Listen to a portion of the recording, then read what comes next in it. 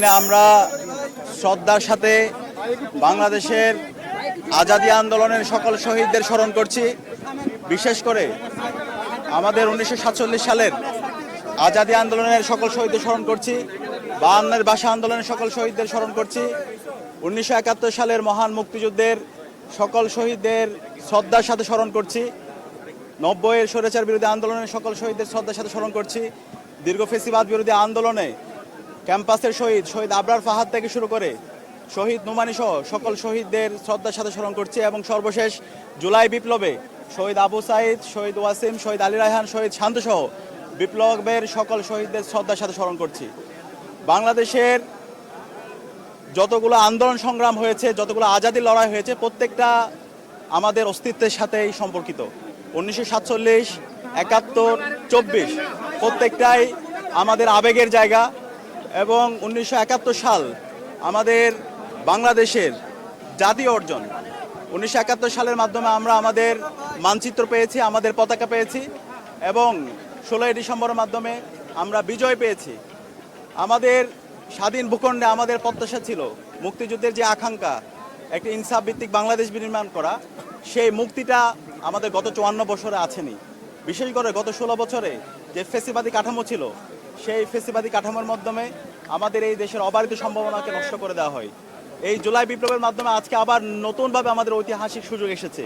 আজকের বিজয় দিবস থেকে আমাদের প্রতিজ্ঞা হলো গত 16 বছরে এবং গত 54 বছরে বাংলাদেশকে যারা একটি অকার্যকর রাষ্ট্রে পরিণত করার জন্য চেষ্টা করেছিল, বাংলাদেশের যে অবারিত সম্ভাবনা সেটাকে নষ্ট করার চেষ্টা করেছে গুম, খুন, আয়নাগর প্রকল্প এবং সর্বশেষ 24-এর যে জুলাই বিপ্লব, সেই বিপ্লবে যারা গণহত্যা এবং শিশু হত্যা করেছে, খুনি হাসিনা এবং তার দূষরদেরকে এই স্বাধীন বাংলাদেশে বিচারের আওতায় নিয়ে এসে এই স্বাধীন বাংলাদেশে ইনসাফ কায়েম করা, এটা হচ্ছে আজকে আমাদের প্রথম প্রতিজ্ঞা।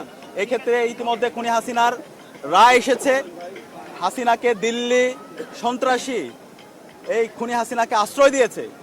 আমরা অন্তর্বর্তীকালীন সরকারের কাছে অনুরোধ করছি এই খুনি হাসিনাকে দ্রুত সময়ের মধ্যে দিল্লি থেকে বাংলাদেশে এসে তার রায় কার্যকর করতে হবে। এবং একই সাথে যত অপরাধী, যত গণহত্যাকারী এবং শিশু হত্যাকারীরা দিল্লিতে আশ্রয় নিয়েছে, তাদেরকে দেশে এনে স্বাধীন বাংলাদেশে তাদেরকে বিচার করতে হবে। সেটা হচ্ছে আজকে আমাদের বিজয় দিবসের অন্যতম একটি প্রতিজ্ঞা।